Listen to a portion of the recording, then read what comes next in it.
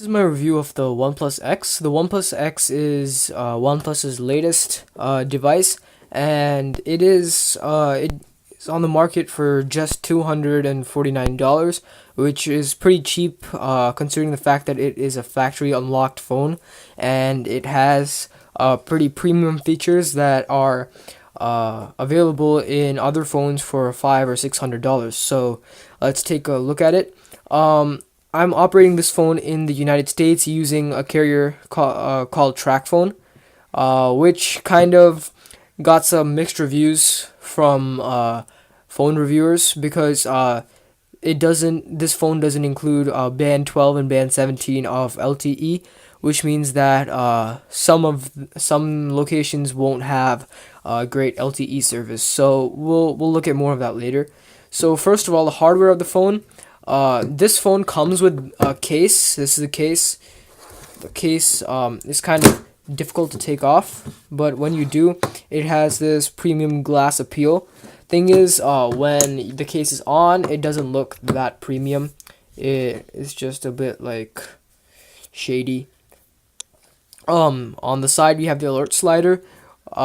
It's a really nifty feature, but with the case on, it's kind of difficult to actually use the alert slider unless you have like long nails, which I don't. On this side, there's the volume rocker here, a SIM tray with the hole for the tool here, and the power button here. Power button's below the volume rocker, which takes some getting used to, but not much. So in the phone itself, oh yeah, and below we have the chargers and two speakers. Above here we have the headphone jack. So phone itself turns on when your hand is placed near the camera. It has this grayscale kind of appearance, which is cool. It shows all your notifications, and then you can actually turn the phone on. So as you can notice, this is a GSM phone. So if you use it in America with Tracfone, it runs off AT&T or T-Mobile. I chose AT&T. So as you notice here, it says AT&T 3G.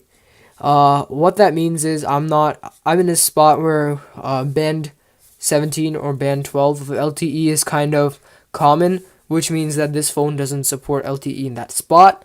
Basically, it doesn't really use 3G. It uses something called 4G HSPA. So if you tap the data symbol, it will show a connection called H+. Right now, if I do it, won't do anything because its default setting is to use Wi-Fi over data if it's available. But if I'm outside and it says AT&T 3G, it'll use H. It'll say H on here, and it'll use data at a speed that's slower than 4G LTE. However, sometimes it will say, one second, sometimes it will say AT&T 4G up here, and in those locations, you will be able to use 4G LTE because the bands that are used in those locations are supported by this phone. So let's get into the phone. Okay, so the phone itself has it runs off this thing called OxygenOS, which is basically CyberLink with a few upgraded features, starting with Shelf. So Shelf is pretty cool. It's a feature where we can access all your kind of Google Now cards and applications, so you can use your email and stuff. You have Google Now here with I have the weather card up, but whenever I go to school, it says estimated time at home, and whenever I'm home and in the mornings, it'll say estimated time to school, which is kind of nifty. Here in the applications, we have typical Google Now Cyanogen kind of application tray. If you go into settings, as you notice here, it's dark. The background is black, which means dark mode is enabled, and you guys must have heard of dark mode. It's OxygenOS is kind of easy on the eyes theme that's mostly black but has an accent color. So you notice that in settings as well, but you can easily change that in customization by turning dark mode off. Also, what you can change here, down here, even though you may not be able to see them, there are buttons. They're not physical push buttons, but they are kind of symbols down here that has back here, home here, and recent applications there. You won't be able to see them because this phone does not come with a backlight for these buttons, which can get kind of annoying, especially in the dark. But if you don't prefer those buttons, you can always go to buttons here and turn on the on-screen navigation buttons, which will give you the lollipop buttons here. I'm fine with these buttons, so I'll just turn them off. You can also swap these down here to make this recent apps and this go back. Some other new features of OxygenOS are... Oh, and by the way, this phone is a dual SIM phone, which is pretty neat, especially if you're someone who goes to different countries often.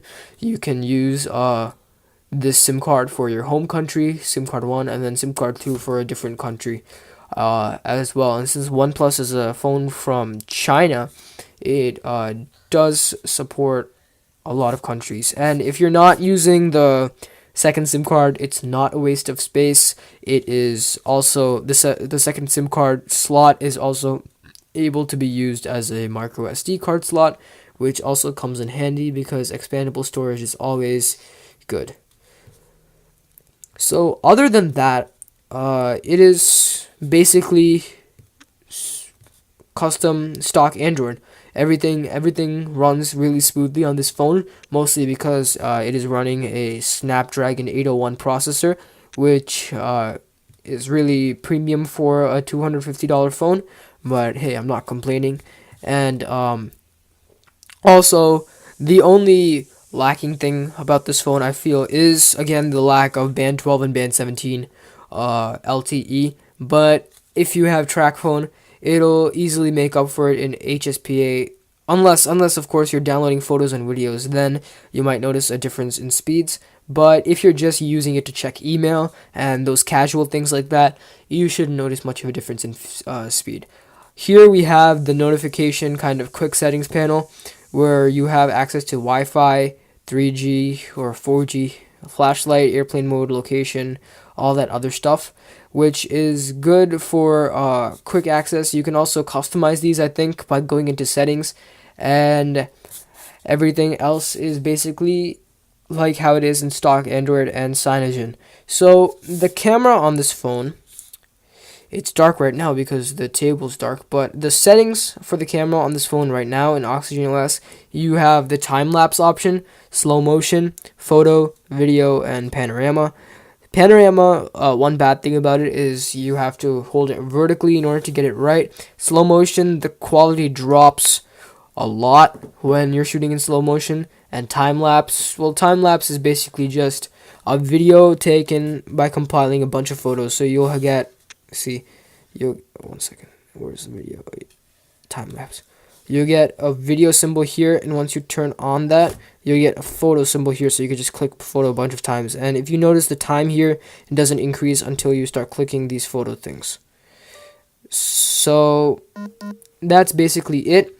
My personal opinion is that it's a phone that's worth the money, especially because it comes with a case, which is good because the back is kind of fingerprint prone.